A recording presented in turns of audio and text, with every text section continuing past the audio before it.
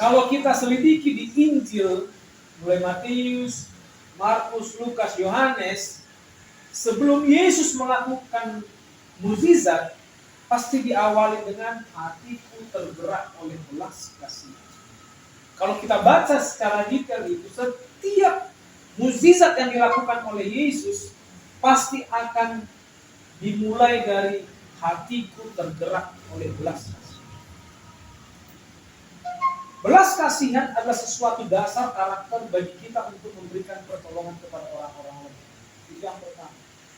Yang kedua, bagaimana kita memiliki karakter yang harus melayani orang-orang lemah. Yang kedua adalah kita harus memiliki ketulusan hati, integritas.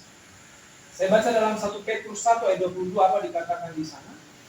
Karena kamu telah menyucikan dirimu oleh ketaatan kepada kebenaran, sehingga kamu dapat mengamalkan kasih persaudaraan yang tulus, ikhlas. Tulus dan ikhlas. Ini menjadi suatu isu yang sering kita dengar Bapak Ibu. Di gereja orang melakukan kebaikan karena ada mau. Orang melakukan kebaikan karena ingin satu popularitas. Kenapa saya harus mengatakan begini? Tidak banyak orang memberi pertolongan dengan tangan kanan, tetapi tangan kiri tidak mau.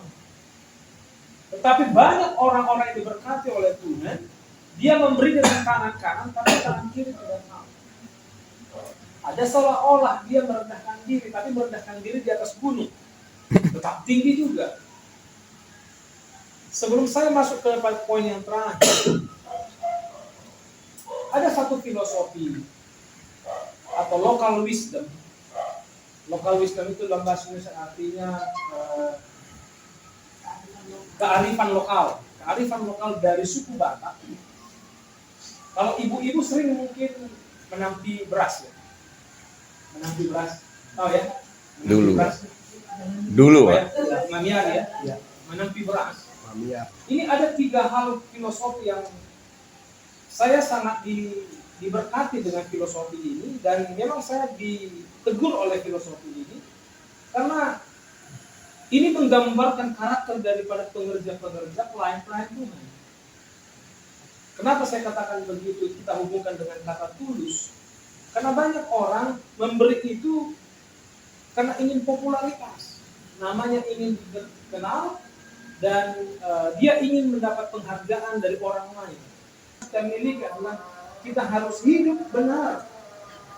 Kalau bahasa Inggris the righteous man adalah orang benar. Dalam Amsal 29 ayat 7 mengatakan begini. Amsal 29 ayat 7. Orang benar mengetahui hak orang lemah, tapi orang fasik tidak mengerti. Kalau kita ingin memberikan yang terbaik kepada orang-orang lemah, memang kita harus dalam kebenaran. Sama seperti bulir yang padat itu, yang kencang, yang keras itu, kita bisa menolong di saat kelaparan. Kita bisa menolong di saat kesusahan. Saya berdoa kita semua pengerja TOD 1 ini menjadi orang-orang yang luar biasa, bukan menjadi orang skam, datang pergi, kemudian seperti menir, kelihatan dia populer, dia ada di depan, tetapi untuk ayam sebenarnya.